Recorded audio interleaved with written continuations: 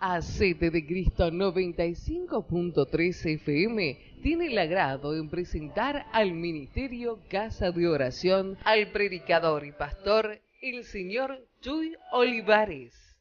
En esta hora les voy a hablar sobre el engaño de la confesión positiva.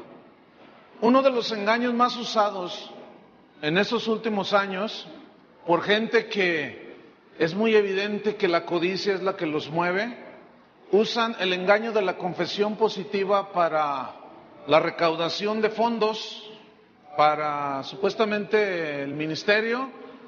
Y usted mándenos $20 y nosotros decretamos un milagro, dicen ellos. Nosotros decretamos la sanidad, nosotros decretamos la prosperidad para usted. Esas son algunas de las frases que usa esta gente. La pregunta ¿es bíblico decretar así? Bueno, vamos a estudiar la Biblia. Los que dijeron no, pues ya saben que no. Pero los demás no lo sé.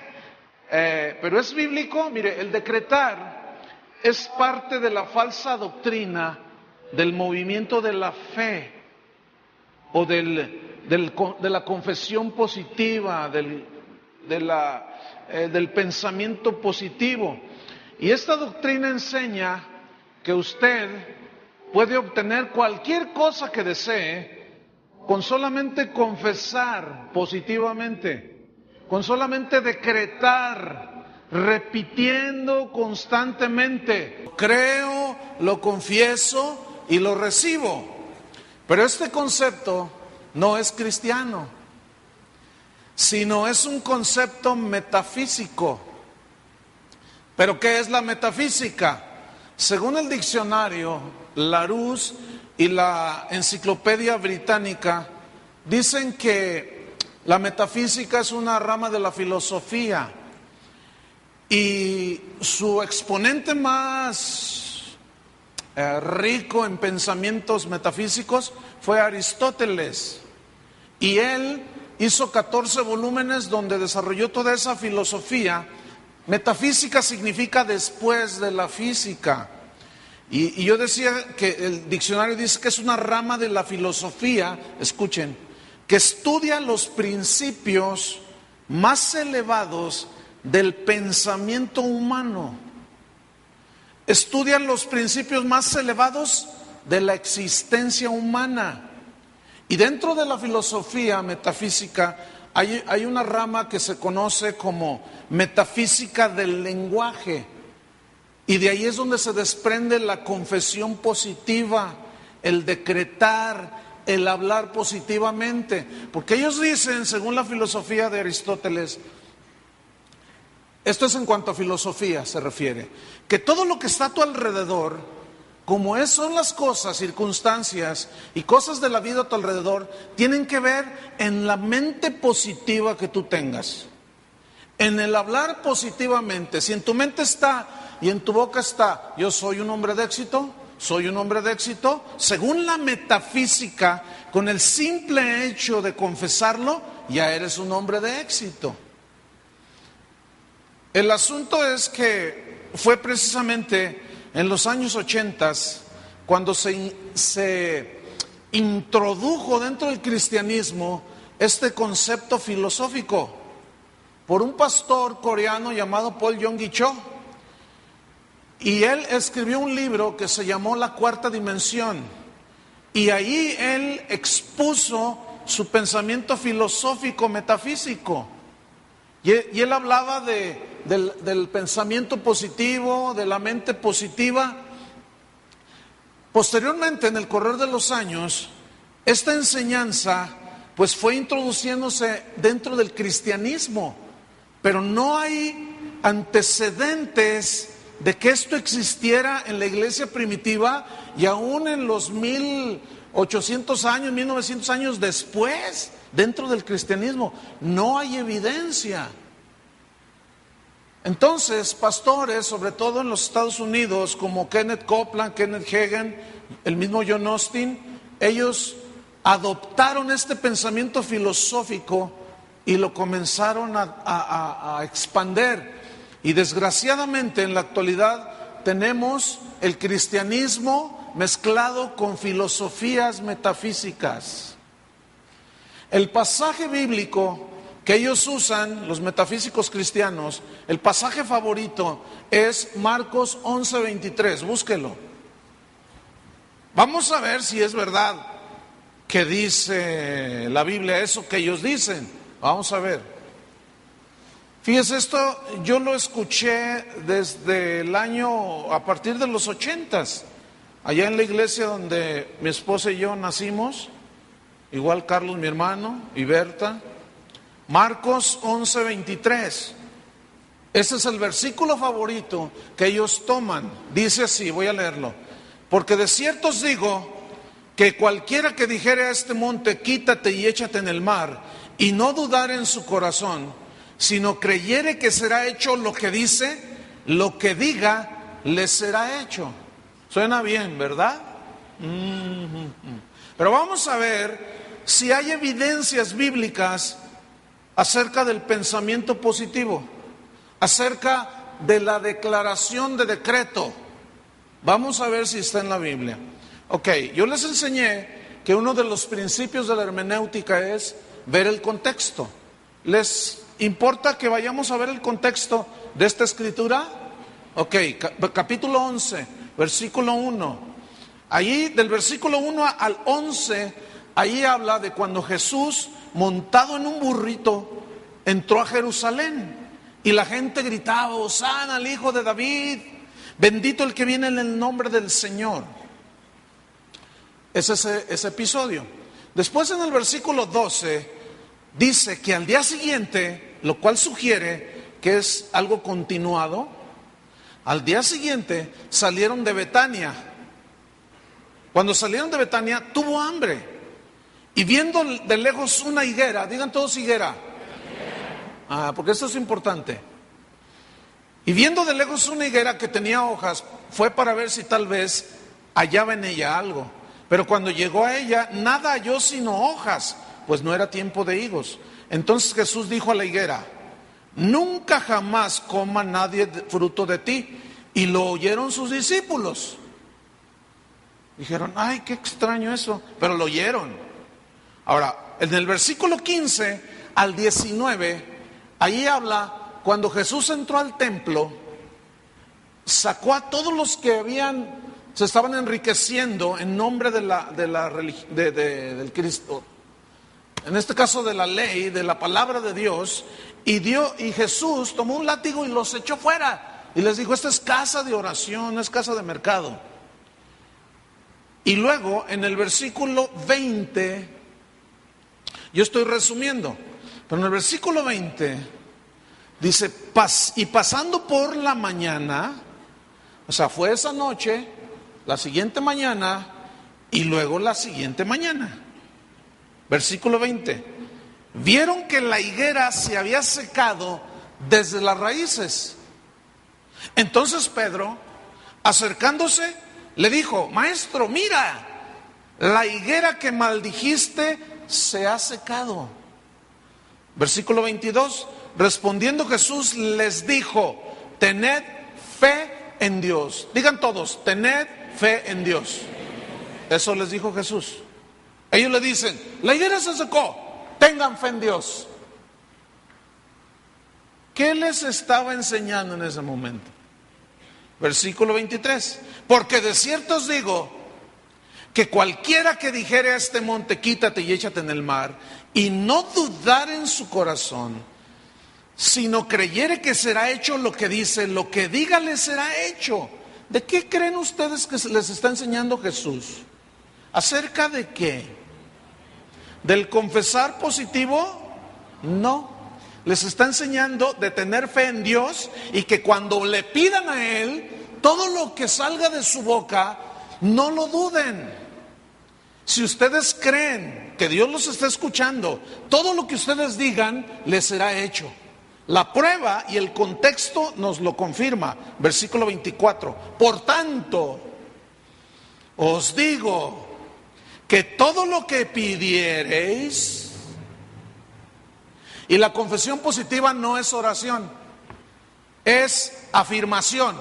Yo digo, lo creo y lo recibo. Decreto esto, decreto aquello, digo aquello, y no es oración. Orando, creed que lo recibiréis y os vendrá. Otra prueba de que está hablando acerca de la oración y que cuando ores tengas fe en Dios, para que lo que tú le pidas, si no dudas, tú lo recibas. Otra prueba es el mismo contexto, versículo 25.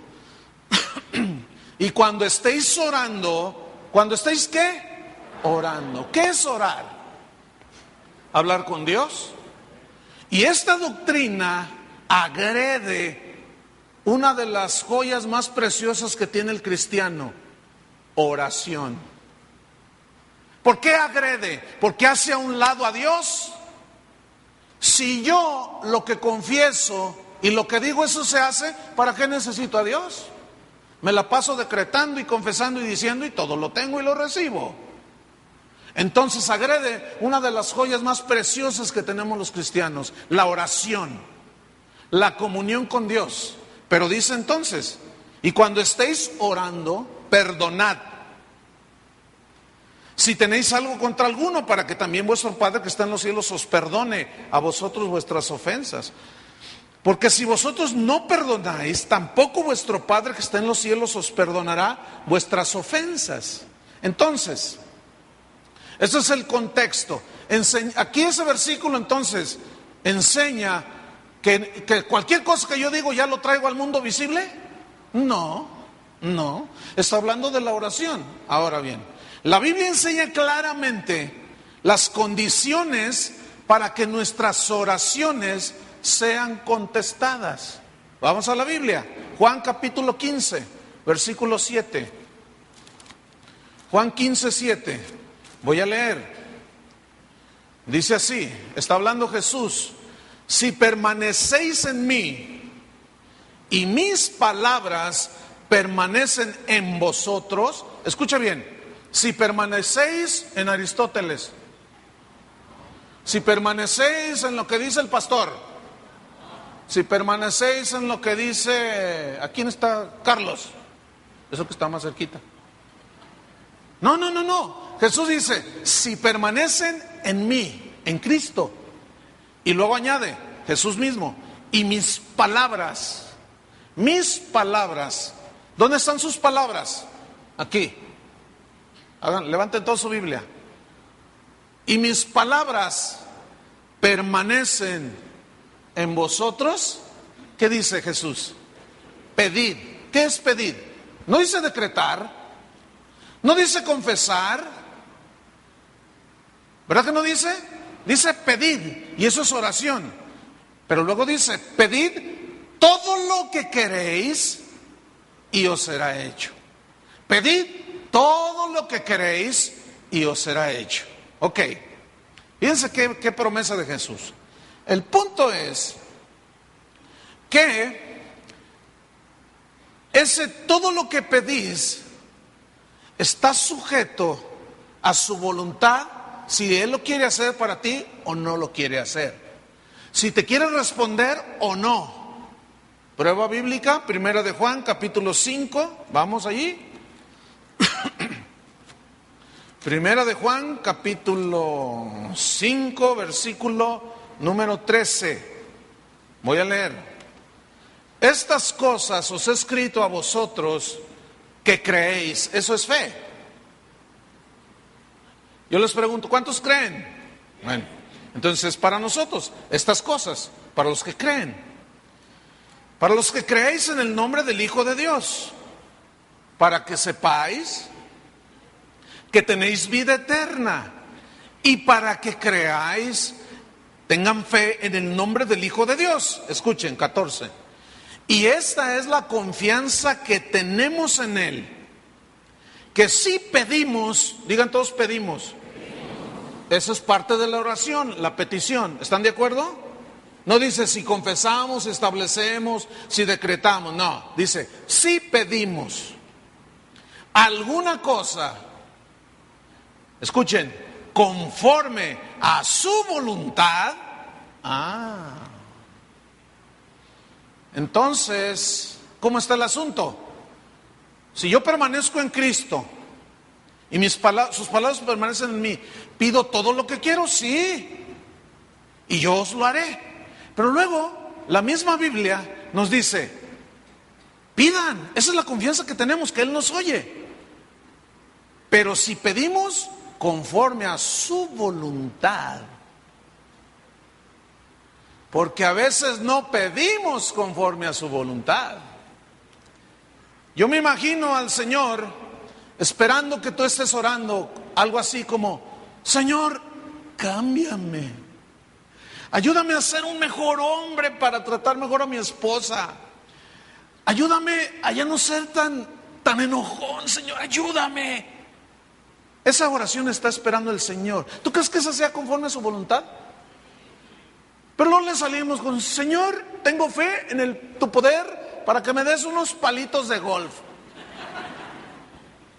Y el Señor no va a hacer. Ahora vamos a Santiago, capítulo 4, versículo 3. Santiago 4:3, un poquito atrás, unas cuantas páginas. Santiago 4, versículo número, vamos al 3, fíjense lo que dice ahí. Pedís y no recibís. Caray. A ver. Pedís y no recibís. Porque pedís mal para gastar en vuestros deleites. Estamos tomando todo el contexto de la Biblia. Ok. Los metafísicos del cristianismo dicen así: si tú oras de esta manera y dices, Señor, si es tu voluntad, prospérame, estás orando mal, porque sí es la voluntad de Dios que prosperes. Si tú oras, Señor, si quieres, sáname, si es tu voluntad, sáname, y ellos dicen, no, estás orando mal, porque sí es su voluntad que te sane. Y ellos usan versículos como estos. Mateo 8:16. Vamos a ver qué dice Mateo 8:16. Voy a leer. Dice así: y cuando llegó la noche, trajeron a Jesús muchos endemoniados, y con la palabra echó fuera a los demonios, y sanó a todos los enfermos. ¿A cuántos enfermos sanó? Dicen. Y todos dicen, todos. Entonces, es la voluntad de Dios sanar a todos. ¿Sí? Yo les pregunto, ¿es la voluntad de Dios que la gente sane? Sí. Pero les voy a voltear el cassette al lado B. ¿Están listos? Ok. Ahí está. Vamos a Marcos capítulo 6. Marcos 6.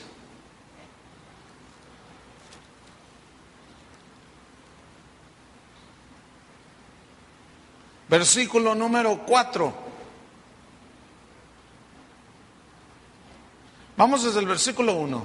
Salió Jesús de allí y vino a su tierra, y le seguían sus discípulos. Llegó a donde él nació. Y llegado un día de reposo comenzó a enseñar en la sinagoga. Y muchos oyéndole se admiraban y decían, ¿de dónde tiene estas cosas? ¿Y qué sabiduría es esta que le es dada? ¿Y estos milagros que por sus manos son hechos? ¿No es este el carpintero, hijo de María, hermano de Jacobo, de José, de Judas, de Simón? ¿No están también aquí con nosotras sus hermanas? Y se escandalizaban de él. Mas Jesús les decía, no hay profeta sin honra, sino en su propia tierra, y entre sus parientes y en su casa. Y no, escuchen, pudo hacer allí ningún milagro,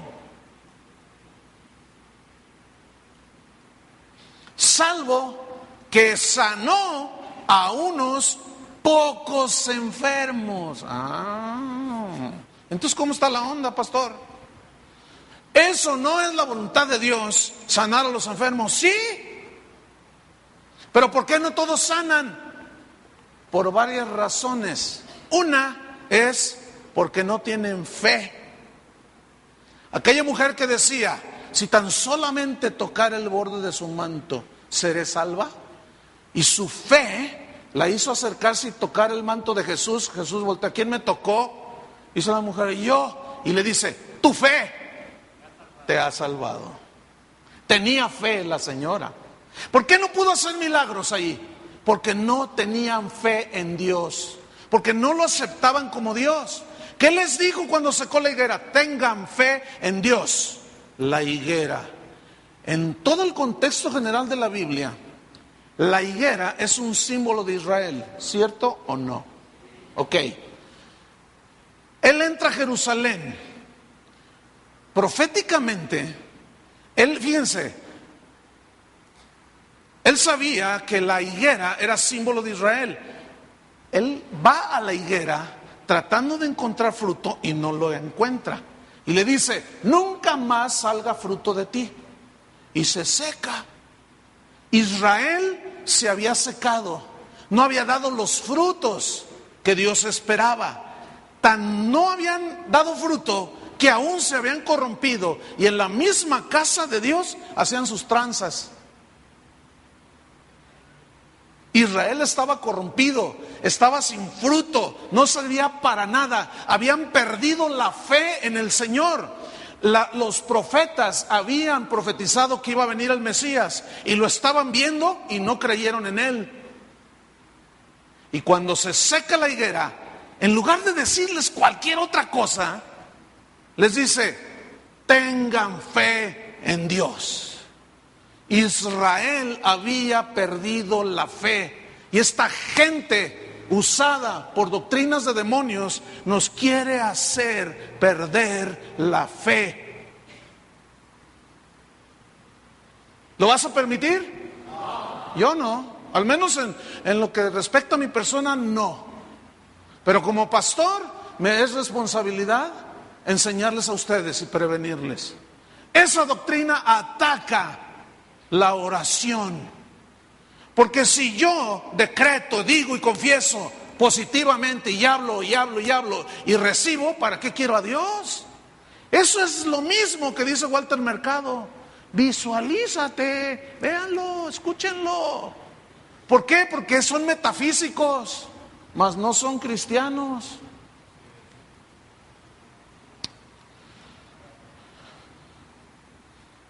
Marcos 10.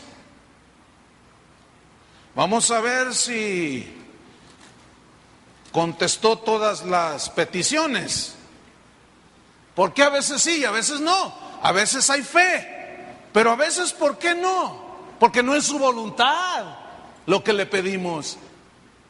Marcos 10, versículo 35.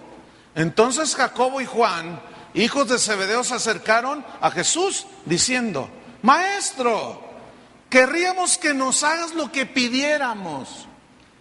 Él les dijo, ¿qué queréis que os haga?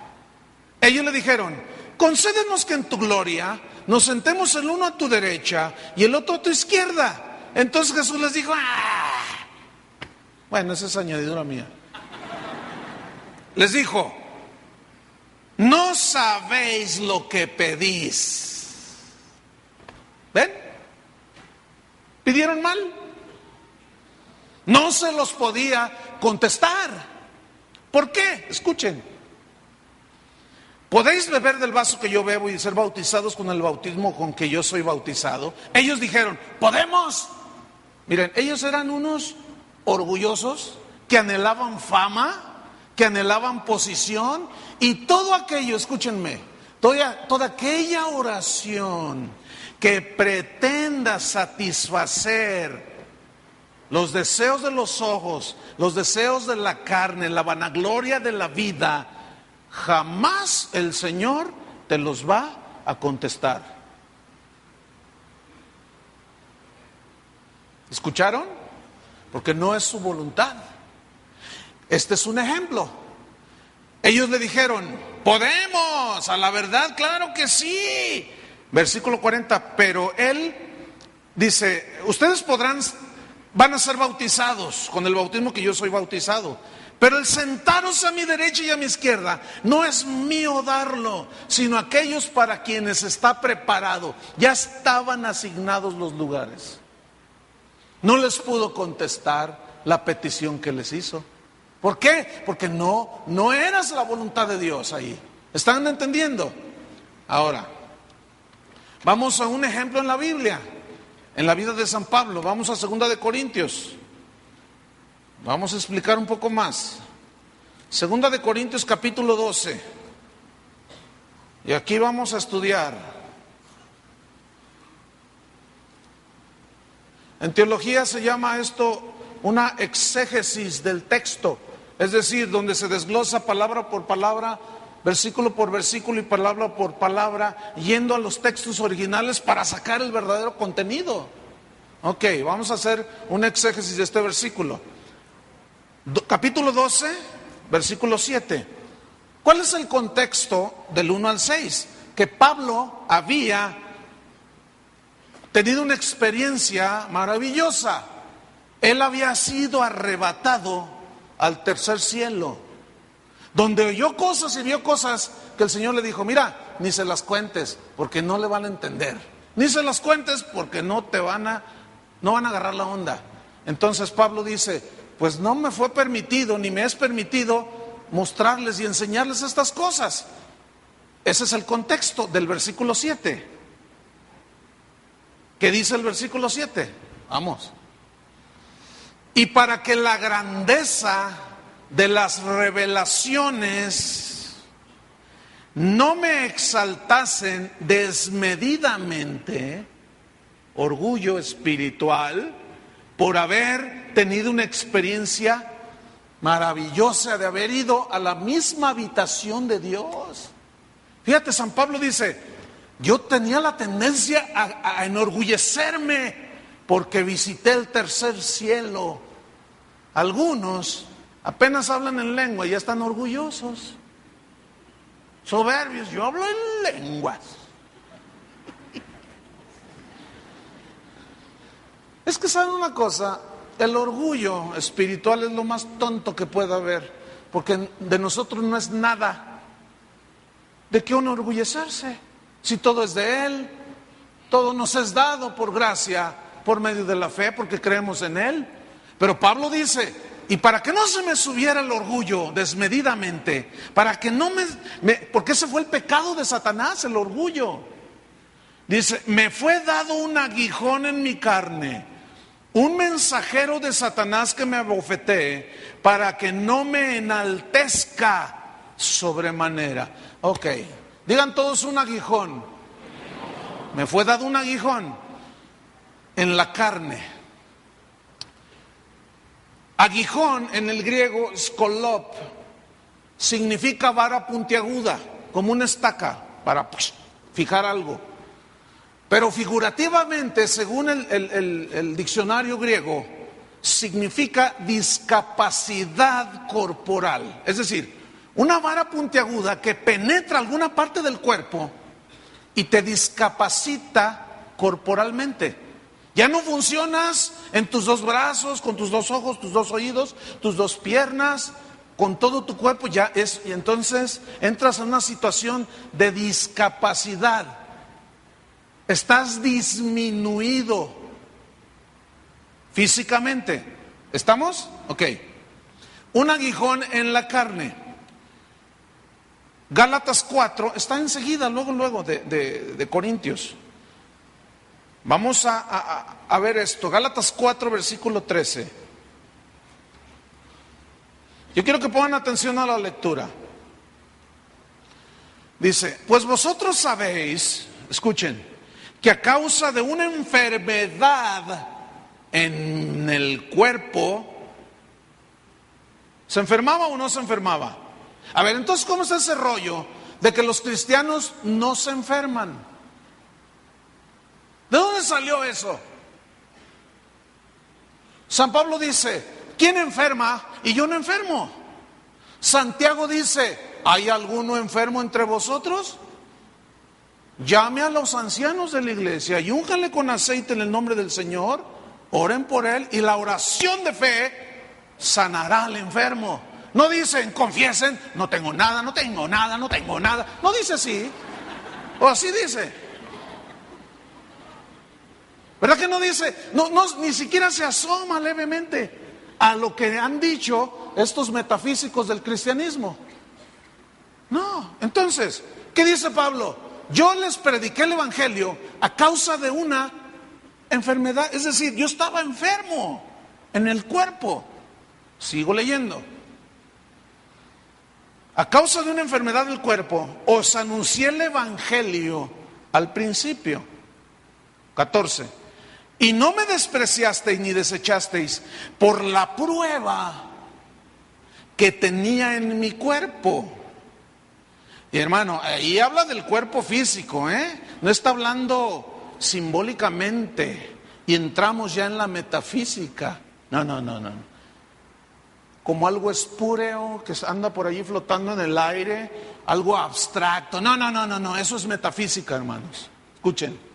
No, estaba enfermo en el cuerpo. Pero esta gente dice, no, es que los cristianos no se enferman. Si se enferman es porque andan mal, cometieron pecado.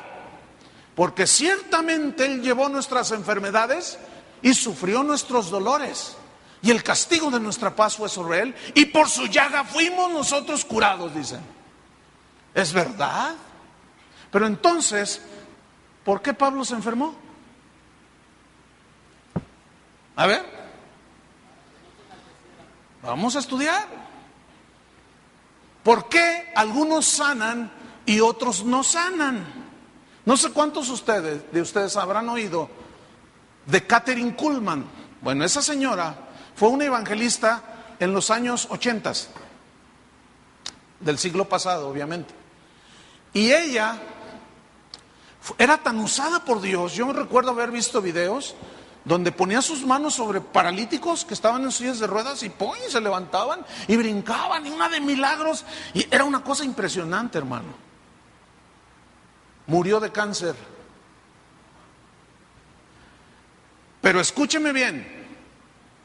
Según sus crónicas de ella y sus biógrafos, decían que antes de subir a ministrar a la plataforma para orar por la gente, ella estaba ya en un cuarto atrás, orando y diciendo, Señor, mira, yo no entiendo por qué pongo mis manos en los cancerosos y se sanan, y yo tengo cáncer.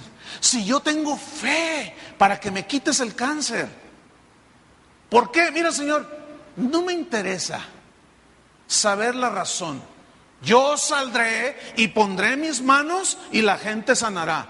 Y dice la historia y las crónicas y las biografías que ella salía enferma de cáncer y ponía sus manos sobre los enfermos de cáncer.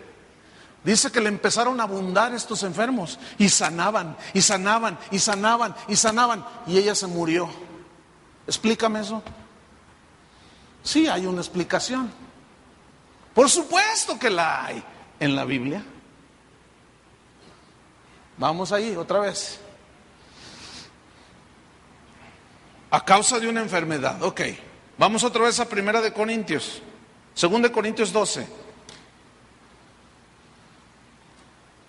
Ya, y para que no se me subiera el orgullo, me fue dado. ¿Me fue dado qué? Un aguijón. Me fue dado, Digan todos dado. Me fue dado. Ahora, ¿quién da? Una persona, ¿no? Porque es un verbo. ¿Sí? ¿Quién le dio a Pablo el aguijón? A ver, yo les voy a... ¿La Virgen María? ¿Juan Diego? ¿Quién fue? Algunos dicen Satanás, otros dicen Dios. Miren, hermanos, esta gente metafísica, ellos niegan que Dios haga lo que hizo con Job, lo que hizo con Jonás, lo que hizo con Pablo. Y ellos dicen que Dios no puede enviar nada de esas cosas a sus hijos. Eso dicen ellos. Pero la Biblia dice que Dios le dio permiso a Satanás para que tocara a Job. ¿Cierto o no? Es decir, Satanás no puede hacer nada si Dios no se lo permite. ¿Prueba bíblica? Pedro, dime, Señor, dime. Yo me imagino al Señor ahí comiéndose una manzana. Satanás me pidió permiso porque te quiere zarandear como a trigo. Y yo le di permiso. ¿Cómo la ves? ¿Qué? No, yo hasta la muerte te seguiré y doy mi vida. Mira, Satanás me pidió permiso, le di permiso y te va a poner una. Pero yo he rogado que tu fe, ¿que qué? Que tu fe no falte. Y le puso una. ¿Pero quién le dio permiso? Entonces Satanás no puede hacer nada si Dios no lo permite. Acuérdense que Dios es bien sabio. Y Él sabe hacer las cosas con sabiduría. Jonás desobedeció a Dios. Ve a predicar, no voy. Y huyó de la presencia de Dios. Se subió a un barco y mientras iba al barco se levanta una tempestad terrible. Y todos me preguntan, ¿por qué? Y él sale, por mi culpa. Por mis... Pero si ustedes me tiran al mar, el agua embravecida se aquietará. Y lo agarraron a la 1, a las 2 y a las 3. Y vino la bonanza. Y luego dice, pero Jehová tenía preparado un gran pez. ¿Quién? ¿Quién tenía preparado el gran pez?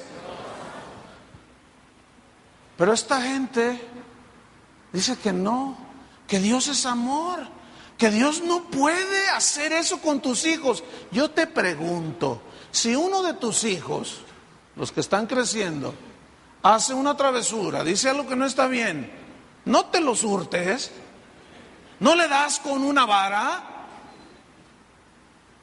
díganlo. ¿Qué padre es aquel al que su hijo no disciplina? ¿Ah? Y esa gente dice, Dios no castiga. Digo, ¿en cuál Dios crees? Pues.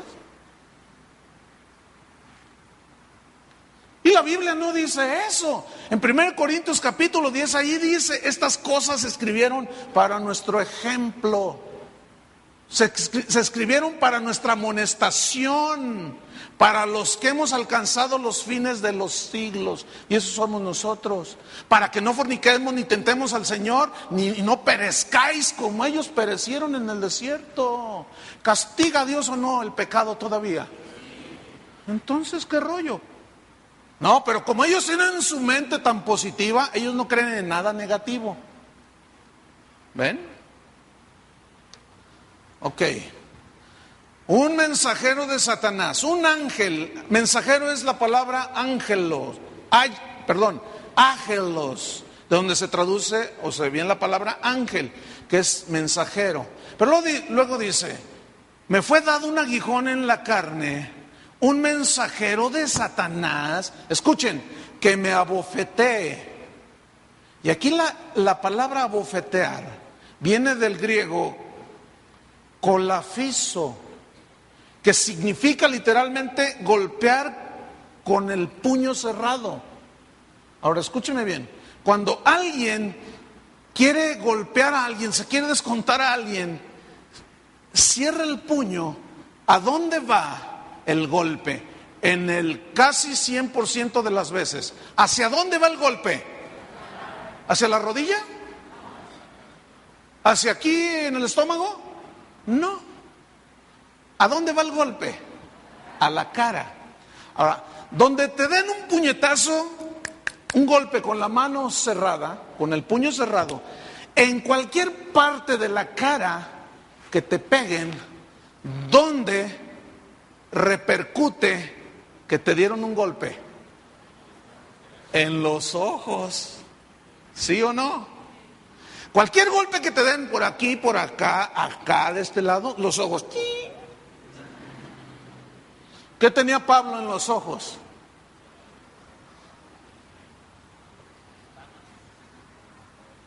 ¿Qué le dio? Era una enfermedad del cuerpo.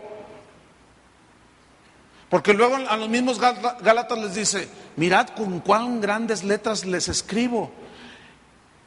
Todo nos lleva a entender que Pablo tenía una enfermedad en los ojos. Un mensajero de Satanás lo golpeó. Y Pablo escribió esa carta. Colatizo, me atizó. Diríamos acá, ¿verdad? Me golpeó, me abofeteó.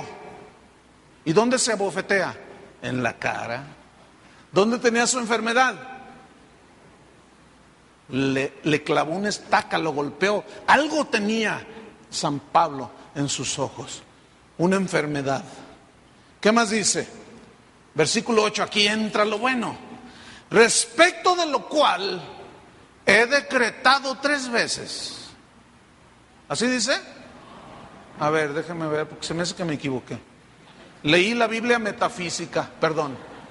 Respecto, ¿qué es respecto? O sea, de eso que tengo en los ojos.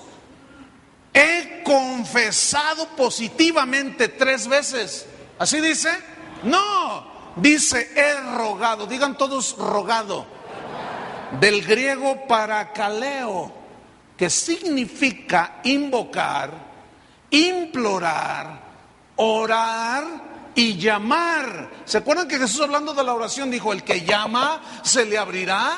Pues yo he llamado 3 veces, he orado 3 veces, he invocado 3 veces. Y díganme una cosa, ¿Pablo tenía fe? Yo le aseguro que tenía más fe que cualquiera de los que estamos aquí, que cualquier metafísico actual, porque él era un hombre de fe. Reprendió demonios, echó fuera demonios, sanaba enfermos, pero de pronto él estaba enfermo y rogó 3 veces. Yo le aseguro que su oración era con fe. He rogado 3 veces, Señor, quítalo de mí, Señor, sáname. No dice en qué tiempo hizo estas 3 rogativas, pero yo le aseguro que fueron, porque se traduce por implorar, era una aclamación, una rogativa hasta desesperada. Eso es lo que quiere decir el griego original. Por lo cual he rogado 3 veces que lo quite de mí, y me ha dicho. ¿Quién le dijo? ¿Juan Diego? ¿La Virgen María? ¿Quién le dijo? Dios. Entonces, ¿a quién oró? A Dios. Ahora, yo quiero que noten, en ningún espacio de lo que estamos leyendo se asoma siquiera, no tengo nada por fe. No tengo nada, no tengo nada, no tengo nada. ¿Se asoma algo así?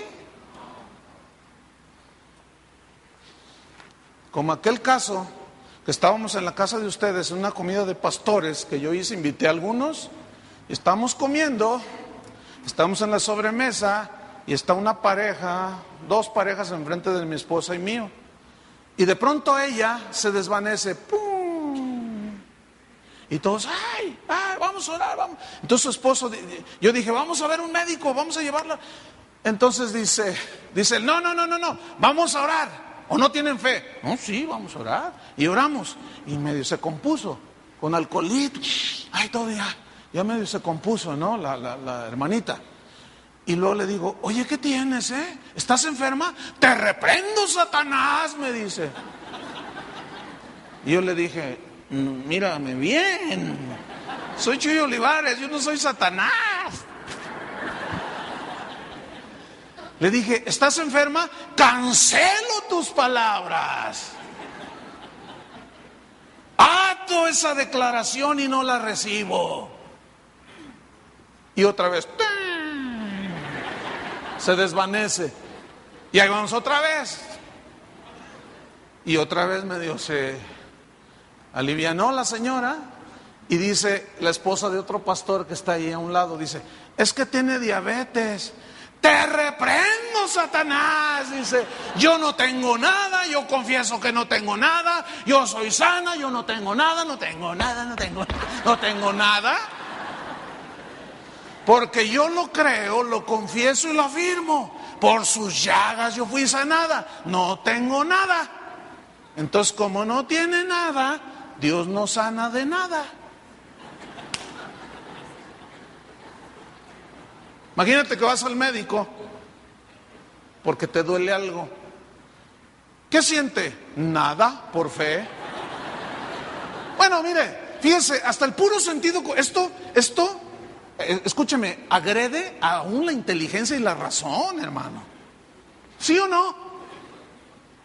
Mire, hasta chistes han hecho de eso. ¿Se cuenta? De un predicador que cayó al infierno, llegó al infierno y ay, todo, qué calientito está aquí. Y de pronto por la pierna izquierda del infierno, el otro entró por la pierna derecha del infierno y el otro por la pierna izquierda. Alguien dijo que la pierna derecha y la izquierda del infierno. Bueno, les digo que hay cada rollo total. Y entra el otro por la pierna izquierda del infierno.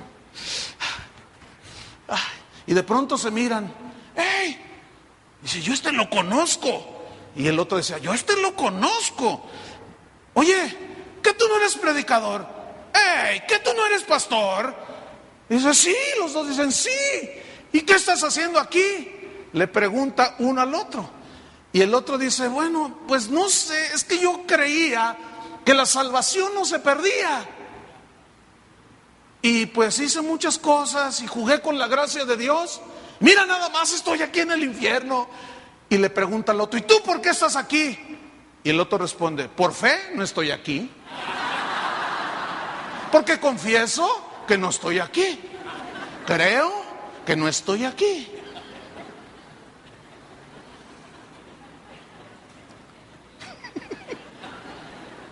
Sigan confesando sus rollos. Dejen a un lado al Señor y se van a ir al infierno. Y se van a encontrar a unos metafísicos allá abajo por hacer a un lado a Dios. ¿Me están entendiendo? Eso es una ofensa a Dios, esa doctrina, hermanos. Porque salió de mentes de pensamiento elevado como Aristóteles, pero no salvan. Vamos al texto. Respecto a rogado, 3 veces me ha dicho, bástate mi gracia. Bástate. O sea, confórmate con mi gracia. Aquí gracia es la capacidad de soportar cualquier situación. Estoy enfermo, Señor. Ya no me pidas. Bástate mi gracia. Yo te voy a capacitar para que en medio de tu debilidad y enfermedad tú tengas fuerza. Porque mi poder, le está diciendo Jesús aquí, digan todos poder. Esta palabra viene del griego dunamis o dunamis, que de ahí es donde viene la palabra dinamita, poder, pero significa capacidad para llevar a cabo cualquier cosa. Ahora hagamos una reflexión. ¿Cómo les predicó Pablo a los Gálatas? ¿Cómo estaba? Enfermo. Pero ¿de dónde sacó fuerzas para viajar hasta Galacia enfermo y predicarles el evangelio? Del poder de Dios, que es la capacidad para hacer cualquier cosa. ¿Están entendiendo? Ok. Me ha dicho, bástate mi gracia, porque mi poder se perfecciona. Digan todos, se perfecciona. Viene del griego teleio, que significa completar, consumar, escuchen, en el carácter. A ver si les cae. ¿Por qué Dios no le contestó su oración por 3 veces para ser sano? ¿Por qué? Aquí es el otro lado del cassette también. ¿Por qué? Porque Dios estaba tratando con su carácter. Y para que las grandezas de las revelaciones no me enaltecieran sobremanera, me fue dado un aguijón que me traspasó, un mensajero de Satanás que me abofeteó y me pegó ahí una cosa horrible en los ojos. Pero yo he rogado y el Señor me ha dicho, no, bástate mi gracia, confórmate con la capacidad para soportar en medio de esa situación. Esa es la gracia de Dios. Es la gracia capacitadora. Es como esto. Tú vas a un velorio y estás allí.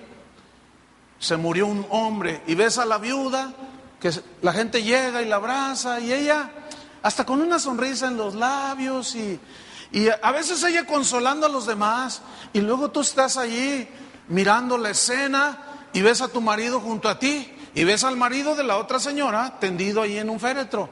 Entonces tú ves a tu viejo, ¿no? Y dices, ay Señor, si se muere mi viejo, me muero con él, me muero con él. ¿Qué haría sin él? No sé, me volvería loca. Bueno, dices eso porque no tienes la gracia en ese momento. Pero no les va a gustar lo que les voy a decir. Un día la vas a necesitar porque el viejo se va a morir. ¿Entienden? Es como esto. Hay una boda bien bonita aquí, se casó Philly y Anita. Termino de predicar uno de mis mejores sermones, yo iba contento y entra una llamada. Usted, señor Olivares, sí, su hijo se está muriendo en la Cruz Verde, tiene que venir ya, tuvo un accidente. Yo cierro el teléfono. Un segundo antes yo no necesitaba la gracia, porque Dios nunca te va a suplir una necesidad que no tienes. Pero cuando tengas la necesidad, Dios te va a dar su gracia. Pero esta viene ¿cómo? Por fe. Pero ¿qué es lo que hacemos siempre? Nos quejamos, lloramos. Algunos maldicen a Dios, otros castigan a Dios. Pues ya no voy, dicen. Ya no voy. Ya no voy. Como si le hicieras un favor a Dios. Entonces voy con mi esposa y le digo, oye, hablaron de que nuestro hijo se está muriendo. Y yo diciendo dentro de mí, Señor, pues dale la gracia. Entonces ella recibe la noticia y nos subimos al carro. Le digo, ¿estás dispuesta a lo que sea? Y me dijo, sí. Y había una paz que cuando llegamos ahí, esto lo supe yo después, el del seguro de la camioneta donde se volcaron, le comentó a algunas personas que después me comentaron, oye, ese es el papá de uno de los que se accidentaron, ese es el dueño de la camioneta donde iban, o sea, yo. Dice, quiero hablar con él, pero no sé qué me da, es que está muy raro ese señor. Así dijo. Y dije, ¿cómo raro? Tiene su esposa y sus hijos. No, eso ya fue de mi cosecha. No hagan caso, bórrale ahí, bórrale. No, dices que parece como que no pasó nada. El hombre anda como si nada. ¿Qué fue? La gracia capacitadora. Ahora, yo podía hacer otras cosas. Yo soy el pastor, ¿y por qué a mí? Y empiezo con mis rollos. ¿Entiende? Eso es duda. Eso es falta de fe. Y quiero decirle que Pablo tenía fe. Y por nada y para nada se asoma, ni siquiera, esa doctrina metafísica del pensamiento y la confesión positiva. Jamás. ¿La ve por allí? No está. ¿Qué más? Porque mi poder se perfecciona en tu carácter. Porque tienes una debilidad, Pablo, se te quiere subir y yo voy a tratar contigo. ¿Cómo la ves? Ay, ¿sabe dónde es donde yo he tenido los encuentros más tremendos con Dios? Donde he recibido no sé, bueno, entiendo un poquito por qué sucede eso. ¿Sabe dónde es donde yo he tenido el entendimiento más claro así de la voluntad de Dios y de la Escritura? Cuando estoy tirado en la cama. Y luego el Señor me habla y yo a veces le he dicho, Señor, no necesitas tumbarme en la cama. Y claro, los metafísicos dicen, es que Dios no te tumba. Entonces, ¿quién tumbó a Jonás, pues? Entonces, ¿quién tumbó a Job? ¡Fue el diablo! Sí, pero Dios le dio permiso, hombre. ¿Están entendiendo? Entonces yo le digo, Señor, no tienes que tumbarme. Dice, a veces tengo que hacerlo porque andas ahí como para todos lados. Y yo te he estado hablando y no me escucha. Entonces así, mira, tiradito, ahí te puedo hablar bien y tratar contigo. ¿Saben que eso es exactamente lo que hace un pastor que tiene ovejas naturales? O sea, ovejitas. Ahí anda la ovejita, y se sale del rebaño y luego va ahí con la vara y le dice, órale, métase, porque se la traga el lobo. La ovejilla ahí, ay sí, yo ya sé valerme por mí misma. Y se vuelve a salir del rebaño la ovejita. Y el pastor la ve, y ahí va con la vara otra vez, que se meta, órale, ¡pah! Y le da, ¡y! Se mete otra vez.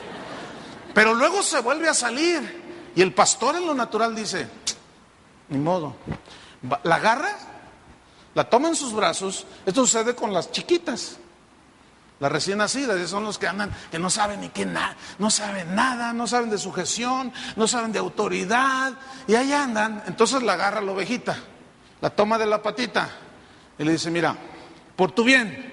¿Sabe qué hace el pastor? Le quiebra la patita. De veras, hermano. Y la ovejita empieza la ovejita, ¿por qué a mí? ¿Por qué a mí? Le empieza a decir.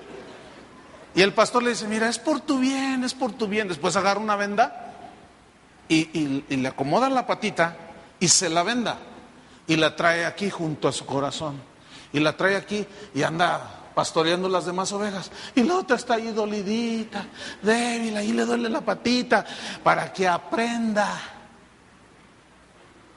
¿Y qué dijo el Señor que somos nosotros?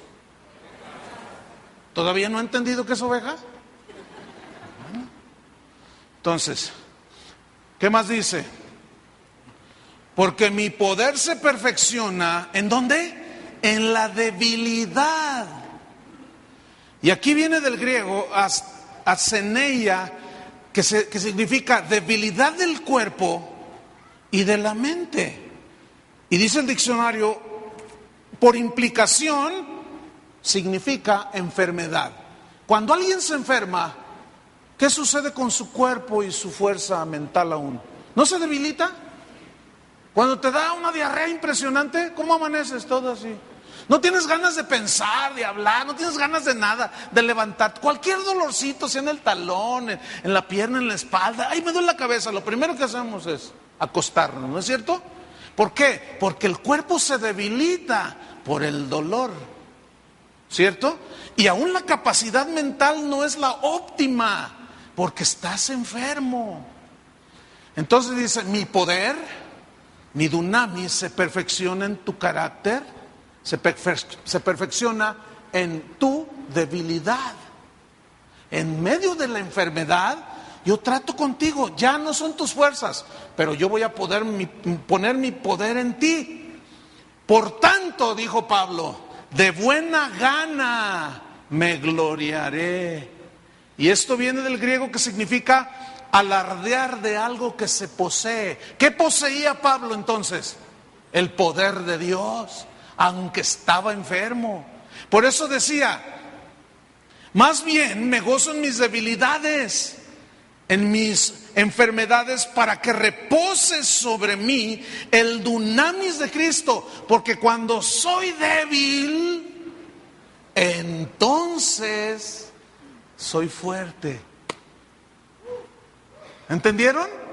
Ahora, yo pregunto de nuevo, ¿aparece, o siquiera asoma su cabecita herética la doctrina esa de la confesión positiva?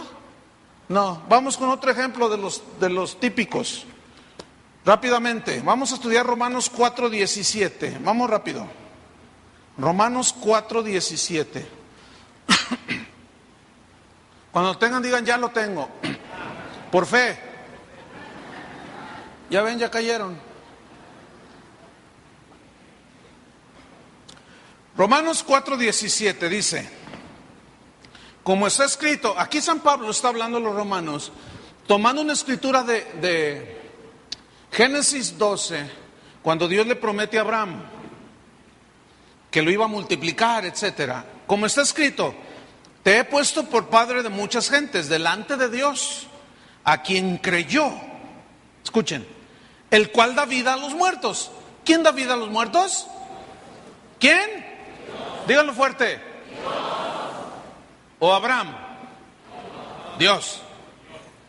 Y Dios llama las cosas que no son como si fuesen. Esto se refiere, escuchen, al poder de Dios para crear. Llama las cosas que no son como si ya fuesen. Y esto viene del hebreo vará, y en su equivalente en griego es el mismo significado, que significan crear de la nada. Eso es vará, crear de la nada. Nosotros decimos, ay, mira, este es el creador de esa grande pintura. No, espérame. Fue el diseñador, porque agarró materia. ¿Entienden? Entonces no creó nada. En ese sentido, el único, escuchen, que puede crear de la nada, de lo que no existe, el único que puede crear cuando habla es Dios. Y dijo Dios, vará, dijo Dios, sea la luz, y fue la luz, y de la nada, y fue la luz. Esa capacidad, ese poder solamente lo tiene Dios. Y dijo Dios, produzcan las aguas seres vivos, los grandes monstruos, y de la nada fueron creados. Y dijo Dios, produzca la tierra semillas, plantas según su género, y den semilla y árboles frutales. Y de la nada nacieron. ¿Quién fue primero, el huevo o la gallina? Pues la gallina. ¿Y de dónde salió si salen de un huevo? De la nada. Escuchen, dice el Salmo 33:8, no lo busquen, dice: teman delante de Dios todos los habitantes del mundo, porque Él dijo y fue creado. Y ese creado es vará, fue creado de la nada. No había nada cuando Dios dijo. Pregunto, ¿a quién, rayos y centellas, se le ocurrió decir que tú y yo llamáramos las cosas que no son como si fuesen, si solamente Dios puede hacerlo? Eso es una herejía, hermanos. ¿Entienden? ¿Todo de dónde sale? De una mala interpretación de la Biblia. Porque solo Dios puede decir y llamar las cosas que no son como si fuesen. Pero tú y yo, ¿qué somos, hermano? ¿Ah? Pedimos y pedimos mal. Por eso Jesús dijo, tengan fe en Dios.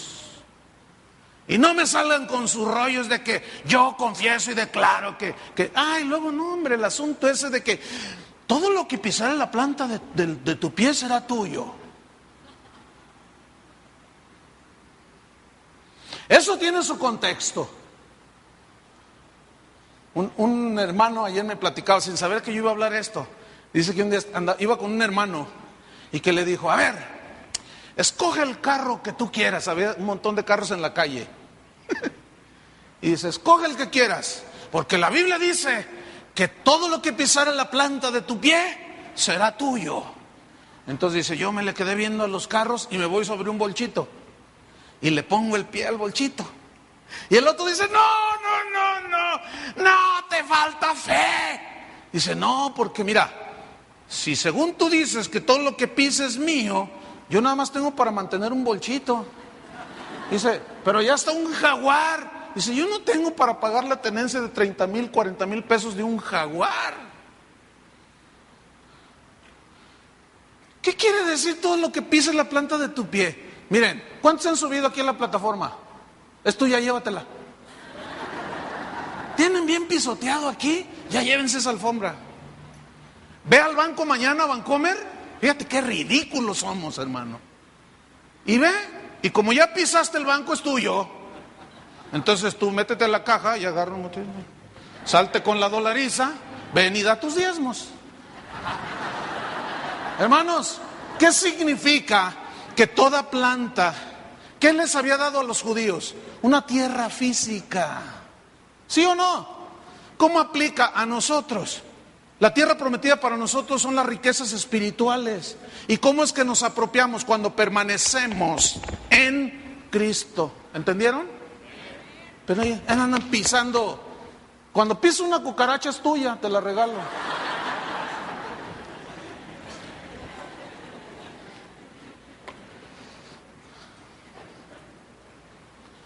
Amigos míos, pastores, 2 hijos, ella queda embarazada y va con su mamá y le dice: mamá, estoy embarazada.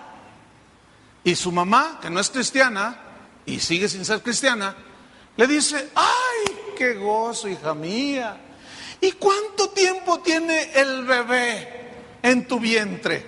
Y ella dice: no, no es bebé, es una beba. Sarita se va a llamar. Ah, ¿ya te hiciste un estudio? No, pero lo que digo recibo. Lo que confieso, yo lo declaro, lo decreto y yo tendré una niña. Y la reacción de la señora que no es cristiana: ay, hija, yo no sé últimamente a dónde te has ido a meter. Porque iba a la iglesia donde asistíamos y ellos son hoy pastores. Dice: porque ahora resulta que ya ni a Dios necesitas, porque lo que tú dices, eso se hace. Ay, hija, yo no sé qué te están enseñando. Pues vas a ver. Yo lo declaro, lo decreto, lo establezco y lo recibo por fe. Y empiezan a pasar los meses. Llega el día del alumbramiento y me llaman: oye, ¿puedes venir al hospital? Porque fíjate que hay una situación aquí un poco delicada. Yo dije: ay, lo único que piensas es, hubo problemas con el bebé. Entonces yo llego, entro al cuarto y está la hermanita.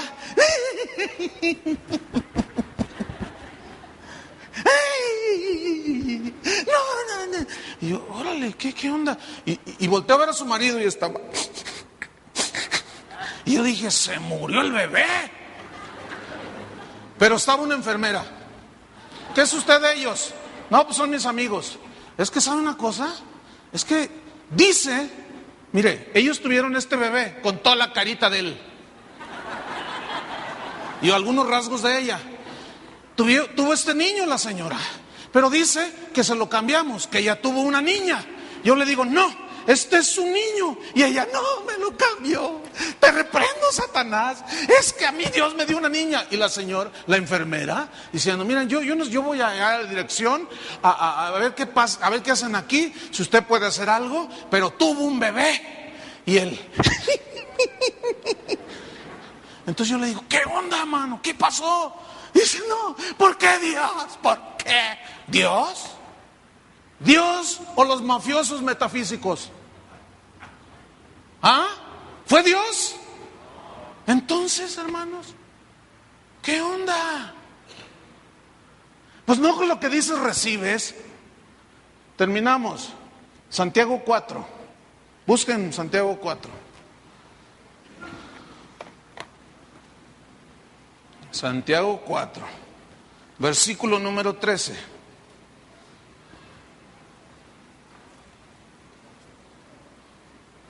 Quiero que pongan atención a esto, ¿eh? Vamos ahora, como diciendo, no se quieran pasar de listos, ¿eh? Eso es lo que está diciendo. Vamos ahora, los que, ¿qué dice? Los que, ¿qué dice, Memo, en tu Biblia? Los que, ¿qué dice en su Biblia? ¿Qué dice en tu Biblia? ¿Qué dice en su Biblia? Los que, ¿qué? Los que dicen. Fíjese, ¿eh? Los que dicen: hoy y mañana iremos a tal ciudad y estaremos, futuro, iremos, estaremos allá un año y traficaremos, futuro. Es que estos eran de fe, era gente positiva, que declaraba las cosas que no son como si fuesen. ¿Te fijas, Memo? Qué grueso. No les vas a enseñar esas barrabasadas allá, ¿eh? ¿Verdad que no? ¿Te comprometes delante de Dios y de todos estos testigos? Así me preguntaron a mí cuando me ordenaron al ministerio, hermano, de veras. ¿Qué más dice? Iremos a tal ciudad, estaremos allá un año, traficaremos y ganaremos. Cuando no sabéis lo que será mañana. ¿Quién sabe qué va a suceder mañana? A ver. ¿Quién sabe lo que te va a suceder dentro de un segundo? Nada. Dentro de 10 minutos.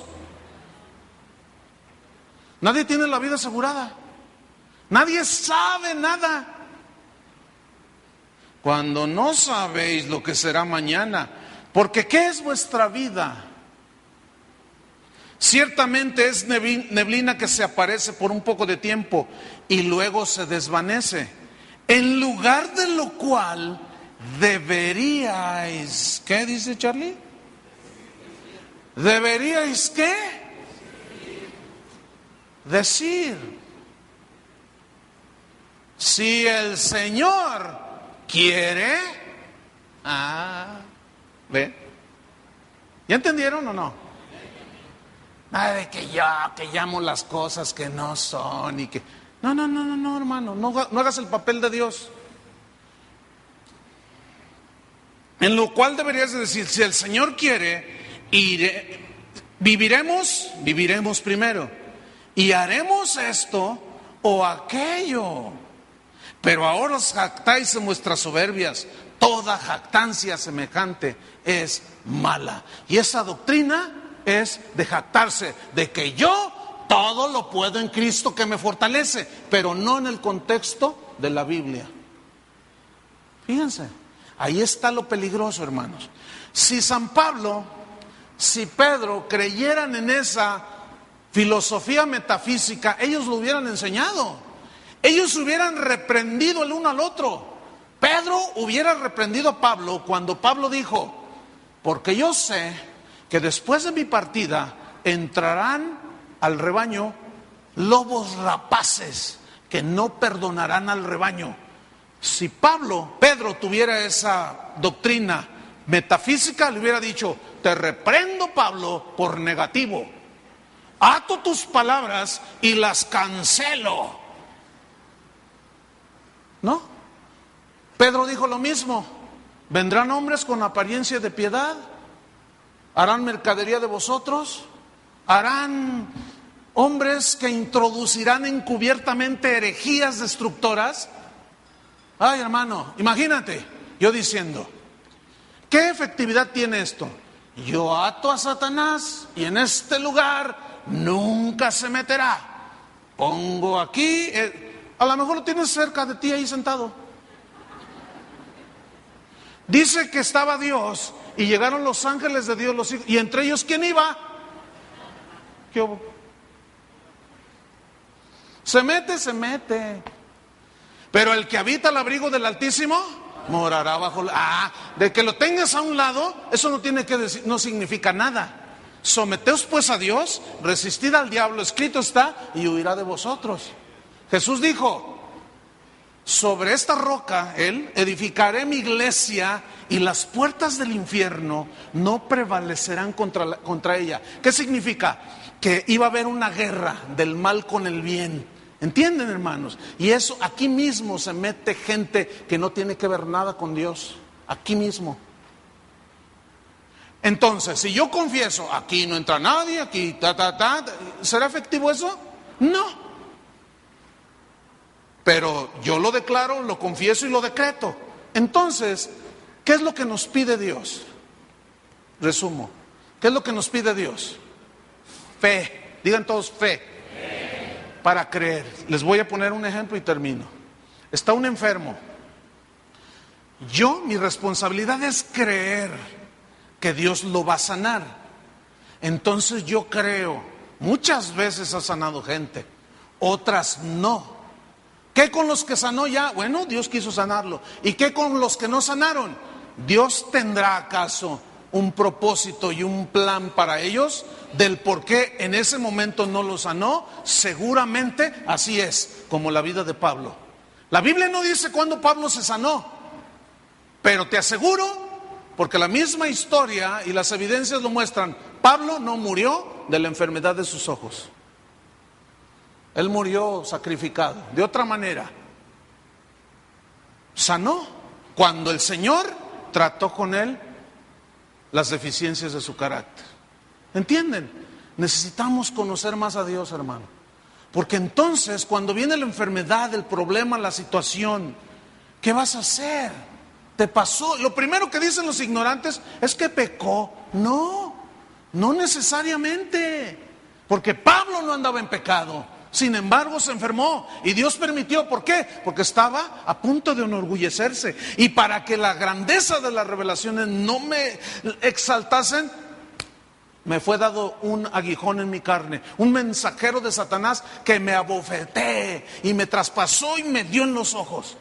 Pero resulta que entendí yo, dice Pablo, que el poder de Dios, el dunamis, y su gracia me bastaron para soportar. Porque cuando soy débil, entonces soy fuerte. Y porque Dios es el único que llama las cosas que no son como si fuesen. Pablo, levántate y ve. Lázaro, sal fuera.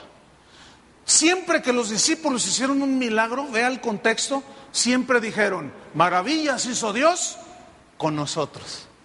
Todo le atribuyeron, ¿a quién? A Dios. ¿Por qué? Porque tenían fe. ¿Qué es lo único que nos pide Dios? Fe. Creer en Él. Amén. Póngase de pie. Póngase de pie y vamos a... No se vaya nadie todavía, por favor. Un minuto nada más. Vamos a hacer algo que nunca debemos de perder, hermano. No debemos de perderlo. La oración. El hablar con Dios, hermano. No podemos ponernos en el mismo nivel de Dios. Eso fue lo que dijo Satanás, hermanos. Me sentaré junto al trono de Dios y seré semejante al Altísimo. No, hermanos, no. Somos criaturas, simplemente. Somos hijos de Dios. Pero no podemos ponernos en el lugar de Dios haciendo todo, decreto tu prosperidad. Cálmate, ¿quién eres tú? ¿Quién soy yo para? Decreto tu prosperidad. ¿Quién soy yo? Por el amor de Dios. Pero sí puedo orar con fe para que Dios te prospere. Eso es diferente. Pero que eso que decreto, yo lo digo, lo está... No, tranquilo.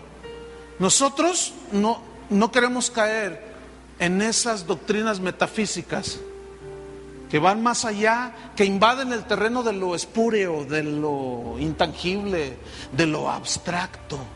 Pues es que lo que yo digo. No, hermano. Nosotros tenemos fe. Y la fe es la certeza de lo que se espera, la convicción de lo que no se ve. Y Dios no se ve, pero sí sabemos que Él nos oye. ¿Cuántos saben que Dios nos oye? Ok, cierra tus ojos y no dejes de practicar esto. Una de las joyas preciosas de la iglesia, la oración, el comunicarte con Él. Ahora dile esta oración, dile: Señor, te doy gracias, porque lo único que me pides es fe. Y cuando yo ore, lo único que pides, el único requisito es que yo tenga fe. Y por otro lado, tu respuesta depende si es tu voluntad o si quieres tratar conmigo. Cualquiera que sea la situación, sigue siendo fe. Y sigo confiando en ti, Señor. En el nombre de Jesús, Padre. Pueblo de Dios, que Dios los bendiga y los guarde. Amén.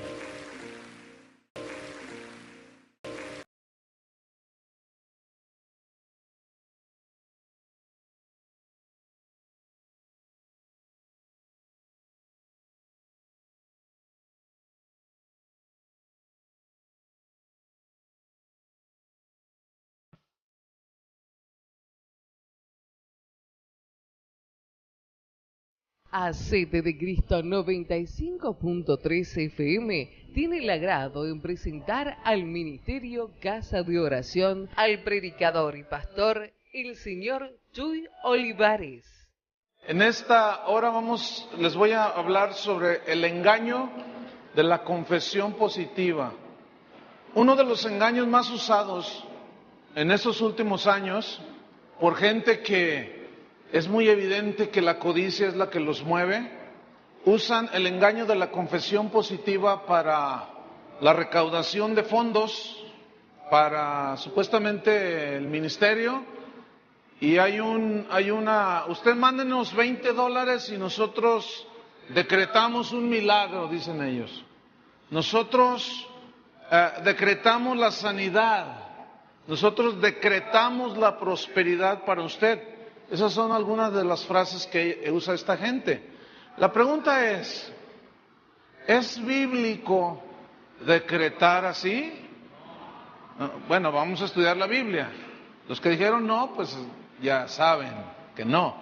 Pero los demás no lo sé.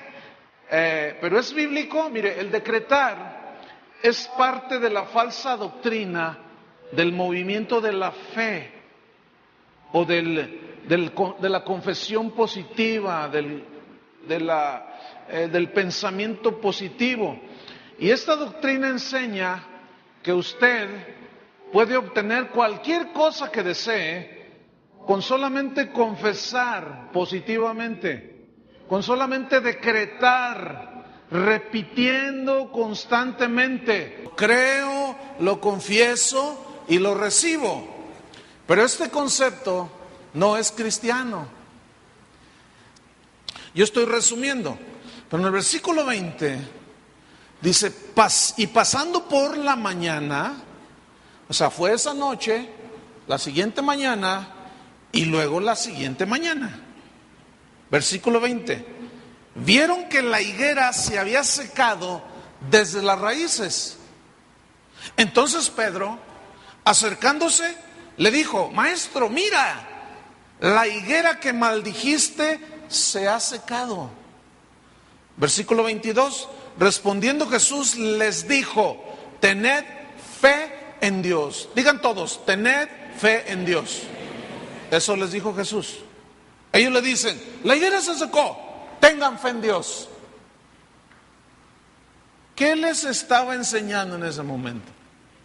Versículo 23, porque de cierto os digo que cualquiera que dijere a este monte, quítate y échate en el mar, y no dudar en su corazón, sino creyere que será hecho lo que dice, lo que diga le será hecho. ¿De qué creen ustedes que les está enseñando Jesús? ¿Acerca de qué? ¿Del confesar positivo? No. Les está enseñando de tener fe en Dios y que cuando le pidan a Él, todo lo que salga de su boca, no lo duden. Si ustedes creen que Dios los está escuchando, todo lo que ustedes digan les será hecho. La prueba y el contexto nos lo confirma. Versículo 24. Por tanto, os digo que todo lo que pidiereis. Y la confesión positiva no es oración, es afirmación. Yo digo, lo creo y lo recibo. Decreto esto, decreto aquello, digo aquello, y no es oración. Y él escribió un libro que se llamó La Cuarta Dimensión, y ahí él expuso su pensamiento filosófico, metafísico. Y él hablaba del pensamiento positivo, de la mente positiva. Posteriormente, en el correr de los años, esta enseñanza pues fue introduciéndose dentro del cristianismo, pero no hay antecedentes de que esto existiera en la iglesia primitiva y aún en los 1800 años, 1900 años después, dentro del cristianismo, no hay evidencia. Entonces, pastores, sobre todo en los Estados Unidos, como Kenneth Copeland, Kenneth Hagin, el mismo John Austin, ellos adoptaron este pensamiento filosófico y lo comenzaron a expander. Y desgraciadamente en la actualidad tenemos el cristianismo mezclado con filosofías metafísicas. El pasaje bíblico que ellos usan, los metafísicos cristianos, el pasaje favorito es Marcos 11:23, búsquelo. Vamos a ver si es verdad que dice la Biblia eso que ellos dicen. Vamos a ver. Fíjese, esto yo lo escuché desde el año, a partir de los 80s, allá en la iglesia donde mi esposa y yo nacimos, igual Carlos mi hermano y Berta.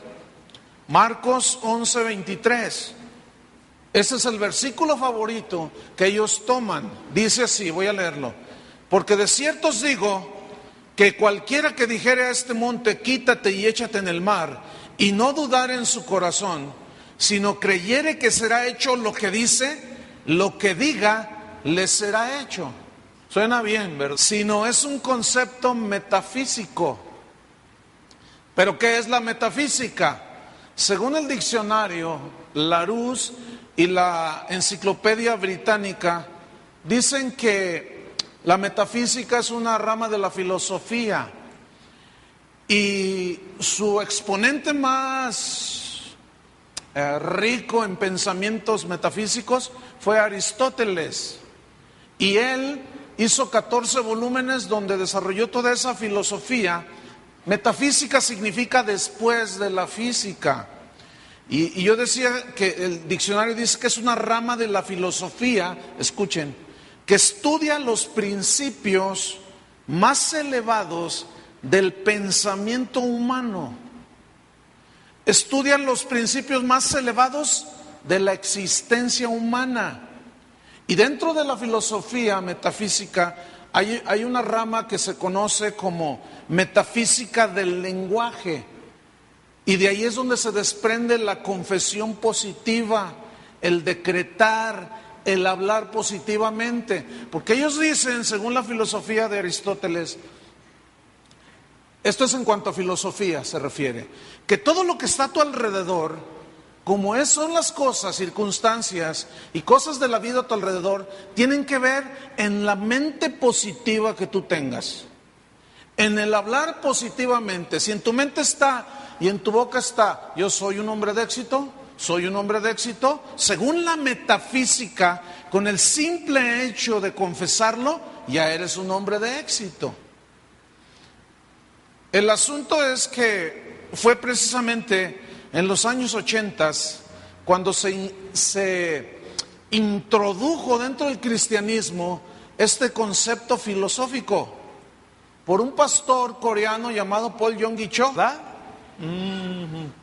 Pero vamos a ver si hay evidencias bíblicas acerca del pensamiento positivo, acerca de la declaración de decreto. Vamos a ver si está en la Biblia. Ok, yo les enseñé que uno de los principios de la hermenéutica es ver el contexto. ¿Les importa que vayamos a ver el contexto de esta escritura? Ok, capítulo 11, versículo 1.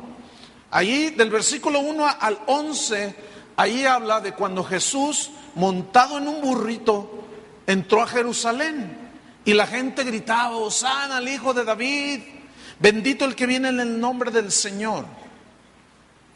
Es ese episodio. Después en el versículo 12 dice que al día siguiente, lo cual sugiere que es algo continuado, al día siguiente salieron de Betania. Cuando salieron de Betania tuvo hambre y viendo de lejos una higuera, digan todos higuera, porque esto es importante. Y viendo de lejos una higuera que tenía hojas, fue para ver si tal vez hallaba en ella algo. Pero cuando llegó a ella, nada halló sino hojas, pues no era tiempo de higos. Entonces Jesús dijo a la higuera: nunca jamás coma nadie fruto de ti. Y lo oyeron sus discípulos. Dijeron: ay, qué extraño eso, pero lo oyeron. Ahora, en el versículo 15 al 19, ahí habla cuando Jesús entró al templo, sacó a todos los que habían se estaban enriqueciendo en nombre del Cristo, en este caso de la ley, de la palabra de Dios, y Jesús tomó un látigo y los echó fuera y les dijo: esta es casa de oración, no es casa de mercado. Y luego en el versículo 20